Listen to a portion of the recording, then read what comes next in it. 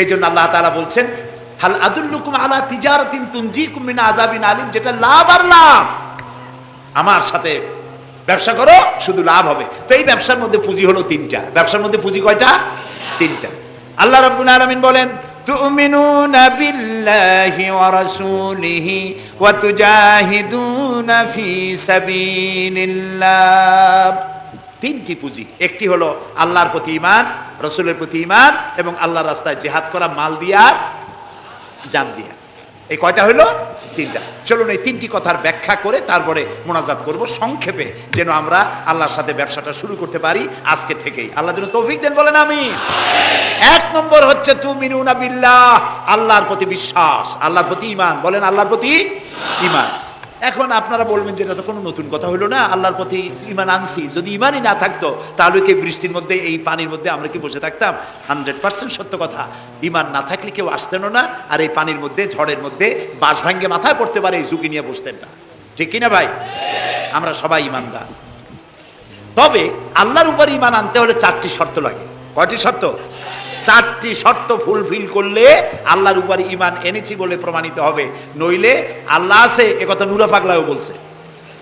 নুরা পাগলার বলা আর আপনার আমার বলা এটা তো এক হওয়ার কথা না, ঠিক কিনা বলে? তা আল্লাহর উপর ঈমান আনতে হলে শর্ত কয়টা? 4টা। 1 নম্বরের শর্ত হলো আল্লাহর জাত সম্পর্কে স্বীকার করে নেওয়া, আল্লাহর অস্তিত্ব, আল্লাহ আছেন এটা মেনে নেওয়া। তো আল্লাহ আছেন এ ব্যাপারেও আমাদের কোনো দ্বিমত নাই, ঠিক না? এবং কোরআনে কারীমের ছোট্ট একটি সূরায় আল্লাহ তাআলা তার নিজের জাত সম্পর্কে এভাবে বলেছেন, কুল হুয়াল্লাহু আহাদ। আমরা জানি না এই সূরা? পড়েন, কুল হুয়াল্লাহু আহাদ আল্লাহুস সামাদ লাম ইয়ালিদ ওয়া লাম ইউলাদ ওয়া লাম ইয়াকুল লাহু কুফুয়ান আহাদ। আল্লাহ তাআলা বলেন, বলো হে নবী আপনি বলুন, আল্লাহ এক এবং একক, তিনি কারো মুখাপেক্ষী নন, তিনি কাউকে জন্ম দেন নাই, তাকেও কেউ জন্ম দেয় নাই। দুনিয়া, এই আকাশে এবং জমিনে তার সমকক্ষ কেউ নাই। তিনি এক, তিনি একক, তিনি ছিলেন, তিনি আছেন এবং তিনি থাকবেন। লাইসা কামিসলিহি শাইউন, তার মতো কেউ নাই। তবে প্রশ্ন ওঠে, আল্লাহ আছেন কোথায়? এরকম একটা প্রশ্ন করা যেতে পারে, আল্লাহ কোথায় আছেন? বলতে পারবেন কোথায় আছে? এটি নিয়ে বিভ্রান্তি আছে মানুষের মধ্যে। কেউ বলেন আল্লাহ সদা সর্বত্র বিরাজিত, সব জায়গায় তিনি আছেন। এই কথাটি সত্য নয়। আল্লাহর যদি সব জায়গায় থাকা লাগে তাহলে পৃথিবীর মধ্যে ভালো জায়গাও আছে, খারাপ জায়গাও আছে। আছে না খারাপ জায়গা? আমি সেসব জায়গার নাম নিলাম না, আপনারা বুঝে নেন। তাহলে আল্লাহ সব জায়গায় থাকলে এই কথা যদি সত্য হয় তাহলে এটি অত্যন্ত বেয়াদবিমূলক কথা, এ কথা ঠিক না। আল্লাহ আছেন কোথায়? আল্লাহ নিজেই বলছেন তিনি কোথায় আছেন। কোরআনে কারীমে রব্বুল আলামিন তিনি কোথায় আছেন একথা তিনি নিজেই বলে দিয়েছেন, আর রহমানু আলাল আরশি ইস্তাওয়া। আল্লাহ তাআলা আরশের উপরে আছেন, সুবহানাল্লাহি ওয়া বিহামদিহি। এবং প্রত্যেক রাত্রে তিনি শেষ রাত্রে প্রথম আকাশে আসেন, নবী করিম সাল্লাল্লাহু আলাইহি সাল্লাম বলেছেন। প্রিয় ভাই সব, তো আল্লাহ তাআলা সদা সর্বত্র বিরাজমান যে কথাটা বলা হয় এটা আক্ষরিক অর্থে ওরকম না, এটা ব্যাখ্যা সাপেক্ষে কথা। আল্লাহ সদা সর্বত্র সব জায়গা সম্পর্কে ওয়াকিফাল, তিনি সব জানেন, সব দেখেন। তিনি সামিউন, তিনি বাসিরুন, তিনি দেখতে পান, তিনি শুনতে পান। আপনার আমার দেখার মধ্যে কোনো বাধা, প্রাচীর, অবস্ট্রাকশন কিছু একটা থাকতেই পারে। আল্লাহর দেখার মধ্যে কোনো বাধা নাই। অন্ধকার রাতেও দেখেন, কুয়াশাচ্ছন্ন হলেও দেখেন, মেঘের মধ্যেও দেখেন, তার দেখায় কোনো বাধা নাই, তার শোনায় কোনো বাধা নাই। এমনকি মহাসাগরের অতল তলদেশী ছোট্ট পাথরের গায়ে লাগানো একটি ছোট্ট পোকা, যাকে মাইক্রোস্কোপ যন্ত্র ছাড়া দেখা যায় না, এমন ছোট্ট সূক্ষ্ম একটি পোকাও যদি, ক্ষুদ্র একটি পোকাও যদি পেটের জ্বালায় অথবা ক্ষুধার জ্বালায় চিৎকার মারে, কেউ শুনতে পায় না। আরশের মালিক আল্লাহ রব্বুল আলামিন তা শুনতে পান। এ হচ্ছে আল্লাহ, তিনি সব শুনতে পান, সব দেখতে পান। তার জাত সম্পর্কে স্বীকার করে নেওয়া, মেনে নেওয়া, তিনি আছেন, তার শক্তি সহকারে তাকে মানা। আমরা যে কোনো জিনিস বিশ্বাস করি তার শক্তি সহকারে বিশ্বাস করি। বাতাসকে বিশ্বাস করি, প্রচন্ড বেগে বয়ে গেলে আমাদের মাথার উপরে যা আছে ভেঙে চুরে সব শেষ করি ভালো, এভাবে বিশ্বাস করি। পানিকে বিশ্বাস করি, সে চুবায়ে মারতে পারে, ডুবায়ে মারতে পারে, পানি চুবানো ভিজানো এ শক্তি পানির আছে। আমরা আগুনকে বিশ্বাস করি জ্বালিয়ে পুড়িয়ে ছাই করে দিতে পারে, এভাবে আগুনের শক্তি সহকারে বিশ্বাস করি। সাপকে বিশ্বাস করি, বাঘকে বিশ্বাস করি, দংশন করলে থাবা মারলে কাম সারা। পয়জনকে বিশ্বাস করি, খাইলে পরে মরে যেতে পারি, শক্তি সহকারে বিশ্বাস করি, ঠিক না? এখন আল্লাহরে বিশ্বাস করি, এই কথা শুধু বললেই হবে না, আল্লাহকে বিশ্বাস করতে হবে তার গুণ সহকারে। সেই জন্য 4টি শর্তের 1 নম্বর শর্ত হলো আল্লাহর অস্তিত্বকে মানা। 2 নম্বরের শর্ত হচ্ছে আল্লাহর গুণাবলীকে স্বীকার করা, মেনে নেওয়া। আল্লাহর গুণাবলী কি? কোরআন শরীফে আল্লাহর অনেকগুলি নাম আছে। আল্লাহ এ হচ্ছে ইসমে জাত। আল্লাহ এটা কি? ইসমে জাত, আসল নাম কি? আল্লাহ। বলেন সবাই আল্লাহ নয়, কিন্তু আল্লাহ এটা অশুদ্ধ, বলার সময় মুখটা গোল হয়ে যাবে। আল্লাহ বলেন সবাই আল্লাহ। কি মধুর নাম, সুবহানাল্লাহ সুবহানাল্লাহ। আল্লাহ নিজেই বলেছেন ওয়ালাহুল আসমাউল হুসনা, আল্লাহ রয়েছে সুন্দর সুন্দর নাম। 99টি নামের কথা কোরআনে কারিমে আল্লাহ তাআলা নিজেই বলেছেন, সুবহানাল্লাহ। এখন ওই নামগুলিকে বলা হয় সিফাতি নাম, অর্থাৎ গুণবাচক নাম। এই গুণ সহকারে তাকে স্বীকার করতে হবে। তিনি রাজ্জাক, খেতে দেওয়ার মালিক কে? আল্লাহ। তিনি রব, সৃষ্টি করেন। তিনি খালেক, তিনি স্রষ্টা। তিনি রব, তিনি প্রতিপালনকারী। তিনি রাহমান, তিনি দয়ালু। তিনি রহিম, তিনি রাহমান, তিনি দাতা। রহিম, তিনি দয়ালু। অর্থাৎ প্রত্যেকটা নামের এক একটা শব্দ অর্থ আছে, এবং সেই অর্থ সহকারে বিশ্বাস করতে হবে তাকে। এই বিশ্বাস যদি আমরা করতে পারি, তাহলে শিরক থেকে আমরা বাঁচতে পারবো। সুবহানাল্লাহ বলেন। আচ্ছা বলেন তো, সন্তান দেওয়ার মালিককে? সন্তান না দেওয়ার মালিককে? হায়াতের মালিককে? মওতের মালিককে? খেতে দেওয়ার মালিককে? কষ্ট দেওয়ার মালিককে? কষ্ট থেকে বাঁচাবার মালিককে? সব কিছুর মালিককে। এইভাবে আমরা কি বিশ্বাস করি? না, সবাই করি না। যারা বলেছেন আমিও বিশ্বাস করি, হ্যাঁ বিশ্বাস আমাদের থাকতে পারে, কিন্তু অনেক লোক আছে এভাবে বিশ্বাস করে না বলেই বিবাহ করেছে, সন্তান হয় না। তখন শাহ আলী বাগদাদি রহমতুল্লাহ আলাইহির মাজারে গিয়া সেখানে বসে তার ওই মাজারের কাছে গিয়ে চাইলো আমারে সন্তান দাও, খাজা বাবা সন্তান দাও। অথবা হাইকোর্টের মাজারে বৃহস্পতিবার দিন গিয়ে ভিড় করলো, বাবা সন্তান দাও, অথবা মামলায় পড়েছি বাঁচায় দাও, পরীক্ষা দেবে ছেলে পাস করায় দাও ইত্যাদি। বলেন এরকম? বলে না? জায়েজ নাই, একদম জায়েজ নাই। কাকে বলতে হবে? আল্লাহর নবী বলেছেন ওয়াইদা সালতা ফাসআলিল্লাহ, কিছু বলতে চাইলে আল্লাহরে বলো। ওয়াইজা সালতা ফাসআলিল ওয়াইজা ইসতাআনতা ফাসতাইন বিল্লাহ, সাহায্য যদি চাও আল্লাহর কাছে সাহায্য চাও। আমরা সূরা ফাতিহার ভিতরে প্রত্যেক নামাজের প্রতি রাকাতেই বলি ইয়্যাকা না'বুদু ওয়া ইয়্যাকা নাস্তাঈন। আল্লাহ তাআলা একমাত্র তোমার ইবাদত করি আর একমাত্র তোমারই কাছে সাহায্য কামনা করি। হযরত ইব্রাহিম আলাইহিস সালাম আমাদের জাতির পিতা। একটু আগে আমরা বলছি না সবাই, ইব্রাহিম আলাইহিস সালামকে আগুনে, এটারে এদিক ফিরে দিল কে? ইব্রাহিম আলাইহিস সালামকে আগুনে যখন ফেলে দেওয়া হচ্ছিল, তখন হযরত জিবরাইল এসে বলছিলেন আমার কাছে সাহায্য চাও ইব্রাহিম, আমি তোমারে আগুন দিয়ে বাঁচায় দেব। এই যে ইব্রাহিম আলাইহিস সালামের কাছে তাকে সাহায্য দেওয়ার জন্য বলা হলো, এটা কি ঘোরাঘুরি করে? এই মাইকের হর্ন ঘুরান কেন? যেমন ছিল ওইদিকে দিয়ে দেন, আমারে শোনায় তো লাভ নাই। প্রিয় ভাই সব, ইব্রাহিম আলাইহিস সালামকে জিবরাইল বললেন আমার কাছে সাহায্য চাও। ইব্রাহিম আলাইহিস সালাম সাহায্য চাইছিলেন? বলেন চাইছিলেন? হযরত ইব্রাহিম বলেছেন জিবরাইল আমি কেন সাহায্য চাইব তোমার কাছে? আমি তো এমন কোন অন্ধ আল্লাহর ইবাদত করি না যিনি তার নিজের চোখে তার গোলামের দুঃখ দুর্দশা দেখতে পান না। আল্লাহ কি দেখছেন না যে আমি বিপদে পড়ছি? আমি তোমার কাছে কেন সাহায্য চাইবো? আমি আগুনে পড়লে যদি আল্লাহ খুশি হন, তাহলে আমি তো এভাবে 1000 বার পড়তে রাজি আছি আমার আল্লাহকে খুশি করার জন্য। এটা হলো আল্লাহর প্রতি বিশ্বাস এবং আল্লাহর কাছে চাওয়া। চাইতে হবে কার কাছে? আমি বিপদে পড়ছি, বলবো কারে? আমি অশান্তিতে আছি, বলবো কারে? আমার অভাব আছে, বলবো কারে? সব অবস্থায় আল্লাহকে বলতে হবে। দেখুন আমাদের জাতির পিতা ইব্রাহিম আলাইহিস সালামের কথা এ কোরআন শরীফে আল্লাহ তাআলা বলে দিয়েছেন। তিনি কি বলেছেন? হযরত ইব্রাহিম বলেছেন আল্লাযী হুয়া ইউতঈমুনি ওয়া ইয়াসকিন, আমি যখন ক্ষুধার্ত হই আল্লাহ আমারে খাওয়ান, আমি যখন তৃষ্ণার্ত হই আল্লাহ আমারে পান করান। ওয়া ইযা মারিতু ফাহুয়া ইয়াশফিন, আমি যখন অসুস্থ হই আল্লাহ আমারে রোগ মুক্ত করেন। সুবহানাল্লাহ।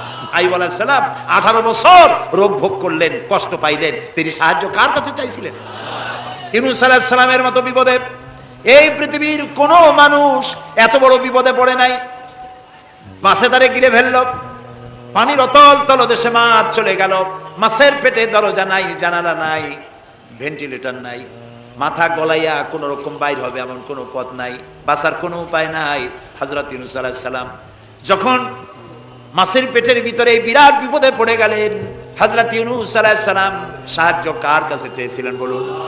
তিনি বললেন, আল্লাহ তাআলা তার ঘটনা কোরআন শরীফের মধ্যে এভাবে বর্ণনা করেছেন, ওয়াযান্নুন ইয যাহাবা মুগাদিবান ফাযান্না আন লান নাকদিরা আলাইহি ফানাদা ফিয যুলুমাতি আন লা ইলাহা ইল্লা আনতা সুবহানাকা ইন্নী কুনতু মিনাজ জালিমিন। আল্লাহ শোনাচ্ছেন, ও পৃথিবীর মানুষেরা শোনো, ইউনূসকে যখন মাছে গিলে ফেললো, সে তখন ত্রিবিধ ফানাদা ফি যুলুমাত জমায় কাসির, ত্রিবিধ অন্ধকারের ভেতর থেকে তিনি চিৎকার মারলেন। রাতের অন্ধকার, মাছের পেটের অন্ধকার, পানির অন্ধকার, এই ত্রিবিধ অন্ধকারের মধ্য থেকে ইউনূস আলাইহিস সালাম চিৎকার মারলেন, লা ইলাহা ইল্লা আনতা, আয় আল্লাহ তুমি ছাড়া কোনো ইলাহা নাই, সুবহানাকা আমি তোমার প্রশংসা করছি। আয় আল্লাহ তাআলা আমি আমার নফসের উপরে জুলম করেছি, আমার উপরে আমি জুলম করেছি। আল্লাহ তাআলা এই চিৎকার শুনেছেন? হযরত ইউনূস আলাইহিস সালাম মাছের পেটের ভিতরে বসে যেই চিৎকার মেরেছিলেন কেউ শুনতে পায় নাই, পানির ভিতরে কেউ শোনে নাই, জমিনে কেউ শোনে নাই, অন্তরিক্ষেও কেউ শুনতে পায় নাই। আল্লাহ রাব্বুল আলামিন বলেন, আমি আরশের মালিক ইউনূসের চিৎকার আমি শুনেছি, শুধু শুনি নাই, জবাবও দিয়ে দিয়েছি। ফাস্তাজাবনা লাহু ওয়া নাজ্জাইনাহু মিনাল গাম্মি ওয়া কাযালিকা নুজিল মুমিনিন।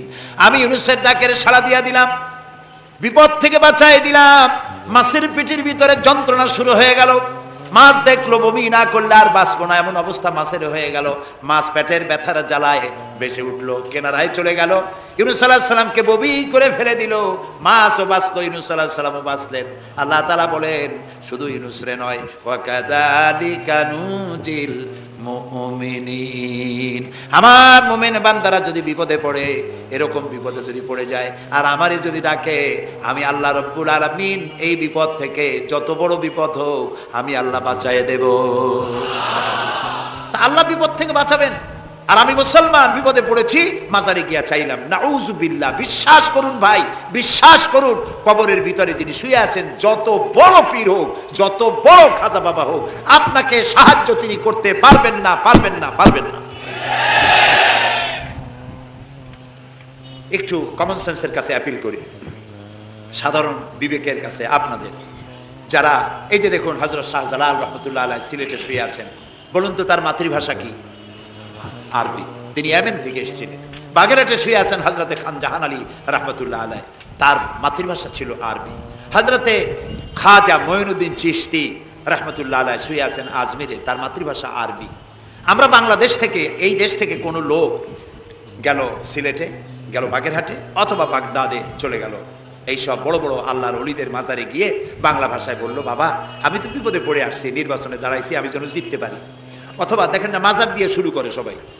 অথবা যাই বললো যে আমার বিয়ে করেছি 15 বছর, বাচ্চা হয় না, আমার একটা বাচ্চা। অথবা মামলায় পড়েছি, আমার একটু জিতায় দাও, ব্যবসা করি, এত টাকা লস দিতে দিতে শেষ হয়ে গেছি বাবা। আপনি বললেন কোন ভাষায়? শাহজালাল খুব বুঝলেন, বড় পীর সাহেব খুব বুঝছেন। তাহলে আপনার 1 নম্বর ফায়ার মিস হয়ে গেল, মিস ফায়ার। আচ্ছা, 2 নম্বর কথা হলো, যার কাছে আপনি চাইলেন তিনি ওখানে ঘুমন্ত আছেন না চেতনা আছেন, এ ব্যাপারে আপনার কোনো গ্যারান্টি আছে, নিশ্চয়তা আছে? আপনি যখন দোয়া করতেছিলেন তখন উনি চেতনা না ঘুমে? যদি ঘুমায় থাকেন তাহলে 2 নম্বর মিস ফায়ার। আপনি যা চিল্লাইলেন উনি কিছুই শুনল না। 3 নম্বরে, কবরে যে শাহজালাল রাহমাতুল্লাহ আলাইহি অথবা মঈনুদ্দিন চিশতি রাহমাতুল্লাহ আলাইহি, আল্লাহর ওলিরা, যত বড় বড় ওলি আল্লাহ আছেন, যার কাছে আপনি বিশ্বাস করেন ওলি হিসেবে, উনি যে কবরে আছেন তার নিশ্চয়তা কোথায়? কবরে তো নাও থাকতে পারেন, কারণ আল্লাহ তাআলার 2টা জায়গা আছে করা। বিদেহী আত্মা, এই দেহ থেকে আত্মা যখন সরে যায়, আল্লাহ যখন নিয়ে যান, দেহটার তো কোনো দাম নাই, এটা হচ্ছে নশ্বর, আত্মা হচ্ছে অবিনশ্বর। এ দেহটা মাটির সাথে পচে যাবে, গলে যাবে, কোরআন শরীফে বহুবার বলা হয়েছে। তো আল্লাহ তাআলার দুইটা মেহমানখানা আছে, একটা হলো সিজ্জিন আর একটা নাম বলেন ইল্লিন, দুইটা মেহমানখানা। যেমন এই পৃথিবীতেও মেহমানখানা দুই রকম হয়, সরকারের দুই রকম মেহমানখানা। চোর, ডাকাত, খুনি, বদমাস এগুলি যদি গ্রেফতার হয় তাহলে ওরা খাবে কি? ওদের তো শ্বশুর বাড়ি দিয়ে অথবা বাপের বাড়ি দিয়ে ভাত খাবার দেওয়া হবে না, গভর্নমেন্টের মেহমান হয়ে গেছে। কাজী এদের জন্য মেহমানখানা গভর্নমেন্টের একটা আছে, সরকারি মেহমানখানা। ওইটা কোনটা কোন তো? ও, তাও আপনারা চেনেন। আরেকটা মেহমানখানা হচ্ছে ভিআইপিদের জন্য, যারা ভেরি ইম্পর্টেন্ট পার্সন অথবা ভেরি ভেরি ইম্পর্টেন্ট পার্সন যারা, তাদের জন্য, অর্থাৎ প্রেসিডেন্ট, প্রধানমন্ত্রী, মন্ত্রী, এমপি, সচিব, ওনারা যখন বাংলাদেশের কোনো জায়গায় বেড়াতে যান তখন সরকারি মেহমানখানা ওনাদের জন্য থাকে। ওইটার নাম কি? সার্কিট হাউস, ডাক বাংলা ইত্যাদি, রেস্ট হাউস, এগুলি তার জন্য থাকে। তো পৃথিবীর মানুষের জন্য শ্রেণীভেদে যদি এ ধরনের মেহমানখানা থাকে, তো যারা নাকি দুনিয়া থেকে মারা যাবে ওদের জন্য আল্লাহর মেহমানখানা থাকতে নাই আছে। এবং সেটা আগেই বলেছি, যারা জাহান্নামে যাবে ওদেরকে রাখা হবে সিজ্জিন নামক একটা মেহমানখানা আছে, ওখানে তারা থাকবে। আর যাদেরকে আল্লাহ জান্নাতি নেবেন, তো বিচারের আগে তো জান্নাতি নেবেন না, তাদেরকে ইল্লিন নামক সার্কিট হাউস জাতীয়, এই জাতীয় একটা ভালো জায়গায় আল্লাহ তাআলা তাদের রাখবেন। তাহলে আপনি যে কবরের কাছে যায় চাইলেন, হয় ঘুমায় আছে, আপনার ভাষা বুঝলো না, আর কবরে থাকলেও ঘুমে আছে নাকি তাও আপনি জানেন না, আর কবরে নাই এটাও হতে পারে যে আল্লাহ তাআলা অন্য কোথাও তাকে নিয়ে রেখেছেন। কাজেই তিনটা জিনিসই, আপনার পথের ভাড়া নষ্ট, পরিশ্রম নষ্ট, আর তিনটা ফায়ার করছিলেন, তিনটা ফায়ার মিস হয়ে গেল। তাহলে হবে এমন সত্তার কাছে, কোন পীর নয়, বুজুর্গ নয়, খাজা বাবা নয়, চাইতে হবে এমন সত্তার কাছে যিনি কখনো ঘুমান না, যিনি বাংলাও বোঝেন, ইংরেজিও বোঝেন, আরবিও বোঝে, উর্দুও বোঝে, সকল ভাষা যিনি সৃষ্টি করেছেন, সেরকম কেউ কি আছেন? আছেন? কি নাম তা? এক আঙ্গুল আকাশের দিকে উঁচু করে বলেন, নাম কি? আরো জোরে বলেন, আবারও বলেন, সুবহানাল্লাহ, আলহামদুলিল্লাহ বলেন। এই জন্য নবী করিম সাল্লাল্লাহু আলাইহি ওয়াসাল্লাম বলছেন, ওয়াইজা সাআলতা ফাসআলিল্লাহ, কিছু বলতে হলে আল্লাহরে বলো, ওয়াইজা ইসতাআনতা, সুয়াল করলে আল্লাহরে বলো, ওয়াইজা ইসতাআনতা ফাসতাইন বিল্লাহ। আর যদি সাহায্যের প্রয়োজন হয় কোনো ব্যাপারে, যে কোনো ব্যাপারে সাহায্যের প্রয়োজন, আল্লাহর কাছে চাও। আমাদের অবস্থা হলো এই যে ইমাম তো দুর্বল, বিপদে পড়লেই দৌড় দেয় মাজারের দিকে। মুসলমানের সম্পর্ক মাজারের সাথে হবে না, সম্পর্ক হবে মসজিদের সাথে। আল্লাহর নবী যখনই বিপদে পড়তেন, মুসিবতে পড়ে যেতেন, সঙ্গে সঙ্গে উজু করে মসজিদে নববীর ভিতরে প্রবেশ করতেন, 2 রাকাত কাজায়ে হাজাতের নামাজ পড়তেন, আল্লাহর দরবারে হাত তুলতেন, চোখের পানি ছেড়ে দিতেন, আল্লাহ রাব্বুল আলামিনের দরবারে মোনাজাত কবুল হয়ে যেত। নবীজি আমাদেরকে উপদেশ দিয়েছেন, বিপদে যদি পড়ো, মুসিবতে যদি পড়ে যাও, উজু করো, মসজিদের ভিতরে ঢুকে যাও, কাজায়ে হাজাতের নামাজ পড়ো, আর সেজদায় পড়ে চোখের পানি দিয়া, গাল ভিজানো নয়, চোখের পানি দিয়া যায় নামাজ ভিজিয়ে দাও, আর আল্লাহর কাছে প্রার্থনা করো, কাঁদতে থাকো রব্বুল আলামিন। আল্লাহর নবী বলেছেন, বান্দা যদি গুনাহ মাফির জন্য গুনাহ করেছে, লজ্জায় অনুতপ্ত হয়ে অনুশোচনা করে বান্দা যখন কাঁদতে থাকে, চোখের পানি নাকের অর্ধেক আসতে না আসতে আল্লাহ রব্বুল আলামিন বান্দারে মাফ করে দেন।